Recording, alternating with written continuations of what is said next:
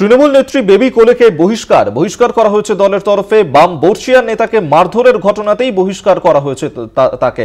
আপনাদেরকে জানিয়ে রাখবো যে গত 30শে জুন যে ঘটনা ঘটেছিল, গত 30শে জুন খড়গপুরে সেখানেই বাম বর্ষিয়ার নেতাকে মারধর করার অভিযোগ উঠেছিল তার বিরুদ্ধে। আর এই নিয়েই খড়গপুর থানাতে অভিযোগ দায়ের করা হয়েছিল বেবি কোলের বিরুদ্ধে। মেদিনীপুর সাংগঠনিক জেলা সভাপতি শোকজ করে বেবি কোলেকে। 3 দিনের মধ্যে শোকজের জবাব দিতে বলা হয় তাকে। আত্মরক্ষার তাগিদে হাত চালাতে বাধ্য হয়েছেন বেবি কোলে বলেই সাফাই দেন বেবি কোলে, এবং এরপরই বহিষ্কার করা হয়েছে তাকে। এই ঘটনাতেই বেবি কোলে তাকে শোকজের চিঠি পাঠানো হয়েছে। আপনাদেরকে জানিয়ে রাখবো যে গত সোমবার যে ঘটনা ঘটেছিল সেই ঘটনার প্রেক্ষিতেই দলের তরফ থেকে সাসপেন্ড করা হয়েছে বেবি কোলেকে। এই নিয়ে তৃণমূল নেতৃত্ব তারা কি বার্তা দিচ্ছে, কি বলছে শুনবো। যে একজন বামপন্থী নেতা, বয়স্ক বামপন্থী নেতাকে একজন মহিলা, দুর্ভাগ্যজনকভাবে তিনি আমাদের পার্টির সদস্য বলে পরিচিত, সেই বেবি কোলে তাকে অসামাজিক এবং অশালীনভাবে তার সঙ্গে ব্যবহার করেন এবং সেই জন্যে তাকে শোকজ করা হয়েছিল। আমাদের দলের অনুশাসন খুবই কঠোর। মমতা বন্দ্যোপাধ্যায়ের 0 টলারেন্স। এই দলের কোনো সদস্য কোনো অসামাজিক বা অশালীন বা হিংসাত্মক ভূমিকা নিতে পারবে না।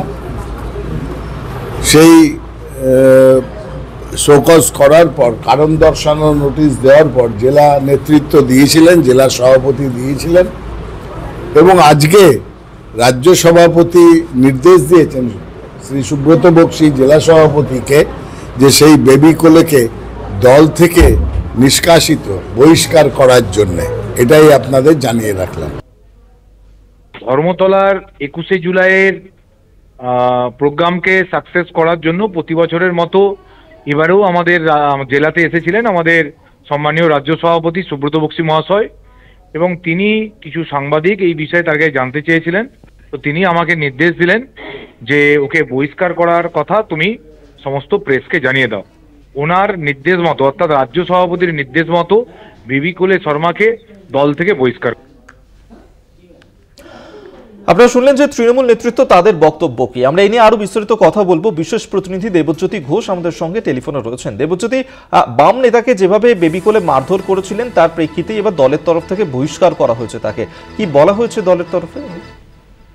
দেখো, 30শে জুন যে ঘটনা ঘটেছিল, প্রকাশ্য দিবালোকে খড়গপুর শহরে একজন বর্ষিয়ান সিপিএম এর নেতা, তাকে যেভাবে রাস্তায় ফেলে মারধর করা হয়েছিল, তারপরেই কিন্তু তৃণমূল কংগ্রেসের পক্ষ থেকে বেবি কোলের বিরুদ্ধে একটি শোকজ নোটিশ জারি করা হয় এবং 3 দিন অতিক্রান্ত হবার পরেই আজকে তৃণমূল কংগ্রেসের পক্ষ থেকে রাজ্য সভাপতি সুব্রত বক্সী দলের জেলা সভাপতি সুজয় হাজরাকে নির্দেশ দেন অবিলম্বে তাকে দল থেকে বহিষ্কার করার জন্য। কারণ যে শোকজের উত্তরে এই বেবি কোলে শর্মা দিয়েছেন তাতে দল খুশি হননি, কিন্তু যেভাবে প্রকাশ্য দিবালোকে একজন বর্ষিয়ান সিপিএম এর নেতাকে রাস্তায় ফেলে মারধর করা হয়েছে, সেই ছবি সমাজ মাধ্যমে ভাইরাল হয়। তৃণমূল কংগ্রেস তখনই তারা কিন্তু পথে নামেন এবং তারপরেই বেবি কোলের বিরুদ্ধে তারা ব্যবস্থা নিতে শুরু করেন। প্রথম পদক্ষেপ হিসেবে তাকে শোকজ করা হয়েছিল। শোকজের উত্তরে দলের নেতৃত্ব খুশি হননি, তারপরে তাকে বহিষ্কারের সিদ্ধান্ত নেওয়া হয়েছে। কারণ বারবার তৃণমূল কংগ্রেসের যেটা অভিযোগ ওঠে যে তারা দলের নেতৃত্বের বিরুদ্ধে তারা কোনো কুকর্মে যুক্ত থাকলে তার বিরুদ্ধে ব্যবস্থা নেওয়া হয় না। কিন্তু এক্ষেত্রে দেখা গেল পরপর 3টি সিদ্ধান্ত তৃণমূল কংগ্রেস নিলেন এবং বেবি কোলেকে তারা দল বিরোধী কাজের জন্য তাকে দল থেকে বহিষ্কার করলেন। এর আগেও 2টি ঘটনা ঘটেছে, তৃণমূল কংগ্রেসের পক্ষ থেকে দল বিরোধী কাজের জন্য বহিষ্কার করা হয়েছিল। সেই জায়গাটি বেবি কোলেকে বহিষ্কার করে দল কিন্তু একটা বার্তা দিতে চাই, অর্থাৎ কোনো মতেই দল কিন্তু এইরকম ঘটনাকে প্রশ্রয় দেবেন না।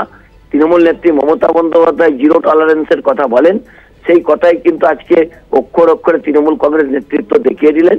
আজকে সুব্রত বক্সী 21শে জুলাইয়ের প্রচারে তিনি পশ্চিম মেদিনীপুরে গেছিলেন এবং সেখানেই তিনি দলের জেলা সভাপতি সুজয় হাজরাকে নির্দেশ দেন যে অবিলম্বে তাকে বহিষ্কার করার জন্য। ইতিমধ্যেই কিন্তু সুজয় হাজরা সেই বহিষ্কারের চিঠি রেডি করে ফেলেছেন। কিছুক্ষণের মধ্যে বেবি কোলে শর্মার হাতে সেই বহিষ্কারের চিঠি ধরিয়ে দেওয়া হবে। ধন্যবাদ তোমাকে। বিশেষ প্রতিনিধি দেবজ্যোতি ঘোষ আমাদের সঙ্গে টেলিফোনে ছিলেন।